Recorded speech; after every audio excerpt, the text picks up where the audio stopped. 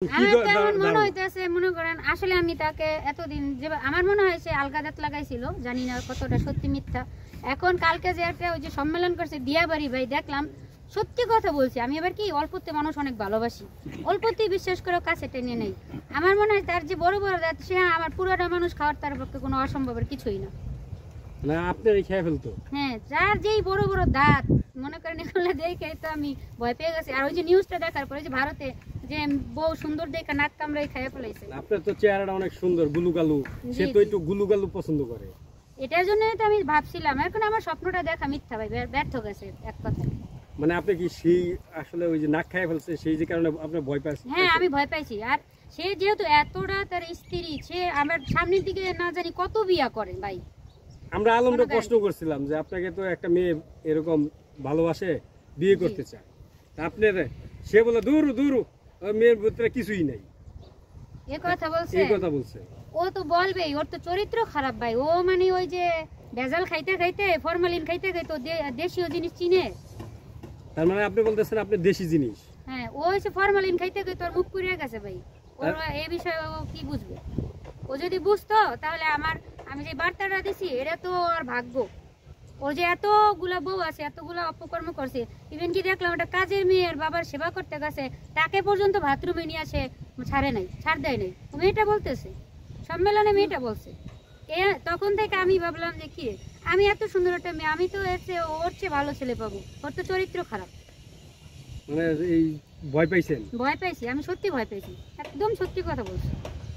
আচ্ছা, একটা মেয়ে ঘোষণা দিছে হিরো আলম নাকি আগামী ক্রিকেট বলেন আর ফুটবল বলেন টুর্নামেন্ট খেলবে তার বউকে নিয়ে। 11টা বিয়ে করবে, 11টা বিয়ে করে 11টা বউকে নিয়ে সে ক্রিকেট খেলবে বা ফুটবল খেলবে, টুর্নামেন্ট খেলবে। একটা মেয়ে বলেছে, তার কাছে তথ্য আছে। আপনার কাছে কি তথ্য আছে? আমার মনে হইতেছে সে যতদিন বাঁচবে, তাই সে না মরার আগ পর্যন্ত সে শুধু বিয়েই করে যাবে। আমার মনে হচ্ছে এটাই। কারণ একটা পুরুষ একটা বিয়ে করে, 2টা করে, 3টা করে ভাই, 5টা করে ফেলছে অলরেডি। সে মনে করেন ওই মানে স্থায়ীভাবে যে তার ওই সংসার করার কোনো মন নাই। সে শুধু আলগা আলগা খাবে আর এক একটা মেয়ের জীবন নষ্ট করবে, এটাই তার ধান্দা। সে বল খেলবে তো দূরে থাক, তার কাজই অপকর্ম এগুলো। আমার তো ধারণা যে হিরো আলমের এত পাওয়ার, সেই পাওয়ারের কারণে বউ থাকে না হিরো আলমের। হ্যাঁ ভাই, এটা সম্পূর্ণ ভুল ধারণা। ওই যে মেয়েরা আমার মতো ওই যে ভালোবেসে ফেলায়, এরপরে বিয়ে করে, এরপরে দেখে যে তার চরিত্র খারাপ, এরপরে মেয়েরা নিজের দিতে 1 দিন 2 দিন 3 দিন সহ্য করে, এরপরে আর থাকে না। এটাই হচ্ছে মেইন টপিক। আচ্ছা, খালি বলেন যে চরিত্র খারাপ। একটা স্ত্রী যখন তার স্বামীকে পরিপূর্ণ ভালোবাসা দিবে, সেই স্বামী কখনো কি অন্য নারীর প্রতি আসক্ত হবে না? আমার এইটাই আমি বুঝাইতে চাইছি। আপনারা এই যে কাম টু দা পয়েন্টে আসছেন, আমি এটাই বুঝাইতে চাইছিলাম যে একটা মেয়ে কেন পারবে না একটা ছেলেকে, একটা পুরুষকে ভালোবাসা দিয়ে আগলিয়ে রাখতে। এটার জন্যই আমি বলছিলাম যে আমি হিরো আলমকে বিয়ে করবো, আমি তার 5 নাম্বার বউ হবো। তার সেজন্য আর অন্যদিকে অন্য মেয়ের জীবন নষ্ট না করতে পারে, এই জন্য তাকে একটা বন্দি করব। ঠিক আছে, আমি দেখাই দিব যে আমি মেয়ে পারি। সেই বিষয়টা তো আর হয়ে উঠলো না ভাই। এর আগেই এত অসংখ্য তার নামে ব্যাড নিউজ বেরোইছে, আমি এখান থেকেই সালেন্ডার। না, হিরো আলম পারে না, সেই জন্য তার স্ত্রীরা অন্য জায়গায় চলে যায়। ওই যে বললাম না, এই যে আমার মতো ওই মোহ কাজ করে, এরপরে বিয়ে করে, এরপরে দেখা যায় তার অসংখ্য অপকর্ম, পরকীয়া। কারণ আমার হাজবেন্ডের যদি আমার ফোন আমার কাছে থাকে, তো 1 দিন 2 দিন 3 আমি দেখতেই পারি যে তার ফোনে কি মেসেজ আসে, কি কল আসে। তখন মেয়েরা দেখা বলে যে না, ওর সাথে সংসার করা ঠিক হবে না, ও তো মানে পরকীয়ায় লিপ্ত বা অন্য মেয়েদের সাথে আসক্ত। তখনই মেয়েরা আইসা পড়ে, তখনই দোষ হয়। ও বলে আমি বীর পুরুষ, আমি এইটা সেইটা। আসলে ওর চরিত্র, মূলত ওর চরিত্র খারাপ ভাই।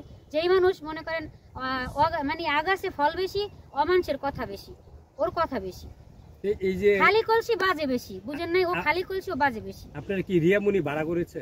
রিয়ামণি?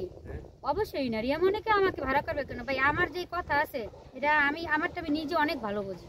আমি একদম আমি একজন জ্ঞানী মেয়ে। হিরো আলম বলছে যে রিয়ামণি তো বারে নাচে।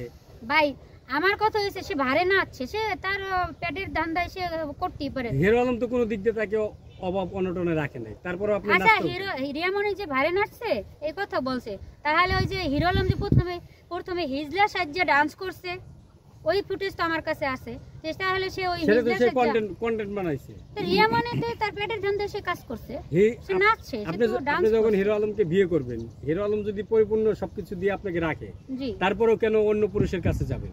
একটা মেয়ে কখনোই যাবে না। তাহলে একটা হাজবেন্ড যখন রিয়ামণি কেন পরিপূর্ণ গেল? সব দিবে, আর আপনি যদি দিয়ে বলেন আমি তোমাকে দিয়েছি, আমি তোমাকে দিয়েছি, তুমি আমার ওয়াইফ, আমার দাসী বন্ধু হয়ে থাকবা, এটা জীবনও হয় না, পসিবল না। আমার কাছে অসংখ্য বার্তা আছে, আপনারা এই নিউজ ছাড়া আরো অনেক নিউজ নিয়েন, আমি দিতে পারবো। একজন ভালো আপনারা ছেলেরা কতটা ভালো, আপনারা যে মনে করেন মেয়েদেরকে দোষ দেন, পরকিয়া পরকিয়া পরকিয়া কেন করে, আপনারা কোন পর্যায়ে নিয়ে মেয়েদেরকে ছাড়েন, এটা ভালো করে আমার কাছে আমি বার্তা দিয়ে দিব আপনাদেরকে।